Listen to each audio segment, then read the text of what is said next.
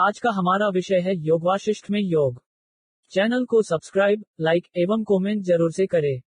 योग वाशिष्ठ आध्यात्मिक ग्रंथों में बहुत ही उच्च कोटि का ग्रंथ है। इसमें वशिष्ठ जी द्वारा श्री रामचंद्र जी को दिए गए आध्यात्मिक उपदेशों का अत्यंत मनोहर वर्णन है।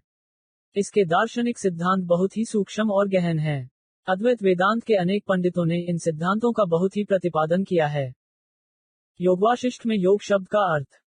योग वाशिष्ठ में योग शब्द का अर्थ है संसार सागर से पार होने की युक्ति।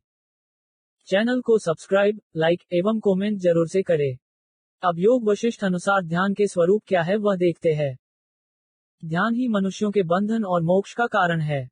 मर्म स्थान, नाड़ियों के स्थान और वायु के स्थान व कार्यों को पृथक पृथक जानकर ध्यान का अभ्यास करना चाहिए।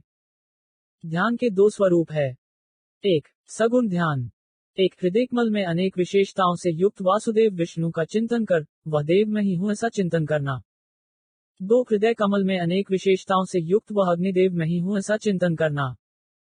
तीन, भ्रूमध्य में अनेक विशेषताओं से युक्त वह अव्यक्त स्वरूप परमात्मा में ही हूं ऐसा अनुभव करना।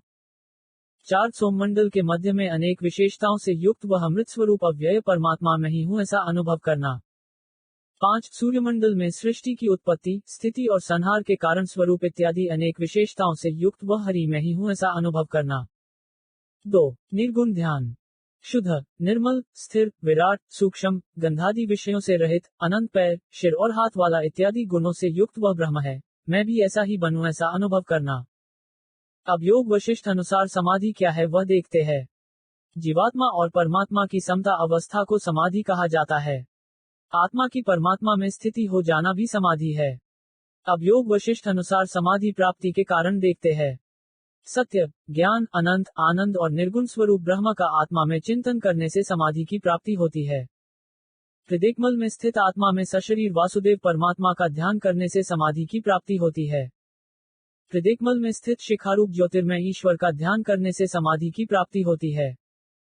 हृदय कमल में स्थित अमृत से युक्त पुरुष स्वरूप आत्मा का ध्यान करने से समाधि की प्राप्ति होती है।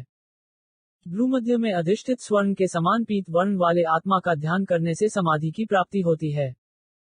सूर्य के समान स्वर्णमय कांति से युक्त शरीर वाले आत्मा का ध्यान करने से समाधि की प्राप्ति होती है। फलासक्ति से रहित नित्य कर्मानुष्ठान करने से मुक्ति की प्राप्ति होती है। चैनल को सब्सक्राइब, लाइक एवं कमेंट जरूर से करें। अब योग वशिष्ठ अनुसार योग का आदर्श देखते हैं। योग द्वारा मनुष्य अपने वास्तविक स्वरूप सच्चिदानंद का अनुभव कर लेता है। योग का ध्येय बहुतुरीय नामक परम आत्मा में स्थिति है जिसमें जागृत, स्वप्न और सुषुप्ति किसी का भी भान न हो और न इसके आगामी अनुभव का बीज ही रहे व जिसमें परम आनंद का निरंतर अनुभव होता रहे। अब योग वशिष्ठ अनुसार योग की तीन रीतियां समझते हैं।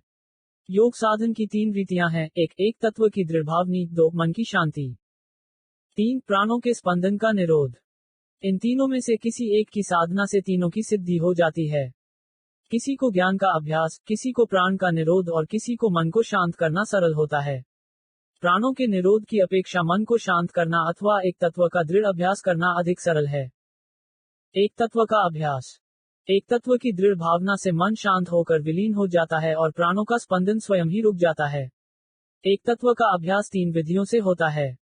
एक, ब्रह्म भावना। पहले विचार द्वारा यह निश्चय होना चाहिए कि संसार केवल एक ही अनंत आत्म तत्व है और सब पदार्थ उसी तत्व के नाना नाम रूप है। इसके पश्चात मन को तन्मय करने का प्रयत्न करना चाहिए। इस प्रकार ब्रह्माभ्यास करने से मन ब्रह्माकार होकर विलीन हो जाता है और प्राणों की गति भी स्वयं रुक जाती है, क्योंकि यह नियम है कि जो जिस विषय की दृढ़ भावना करता है वह उसमें तद्रूप हो जाता है। दूसरी विधि है दो, अभाव भावना। इसका अर्थ है समस्त पदार्थों को नितांत असत समझकर उनमें पारमार्थिक अभाव की दृढ़ भावना करना।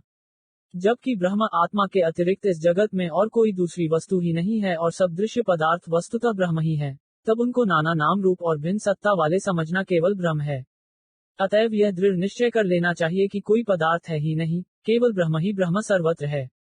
इस निश्चय के अभ्यास का नाम ब्रह्म भावना है। ऐसा करने से मन शांत हो जाता है और अहंभाव व जगत का अनुभव दोनों का लोप होकर आत्मभाव में स्थित हो जाता है।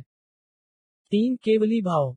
केवली भाव उस निश्चय के अभ्यास का नाम है जिसमें केवल एक ही आत्मतत्व की स्थिति मानी जाए और समस्त दृश्य पदार्थों के असत्य होने की दृढ़ भावना होने के कारण अपने दृष्टा होने को भी असत समझा जाए और अपने उस आत्मस्वरूप में स्थित हो जाए जिसमें द्वैत का कोई भान नहीं है। आशा है आप सभी को अच्छा ज्ञान मिला होगा। योग वशिष्ठ ग्रंथ को जरूर पढ़ें। अच्छे योग शिक्षक का संपर्क करके योग अभ्यास भी जरूर से करें। चैनल को सब्सक्राइब, लाइक एवं कमेंट जरूर से करें। आज का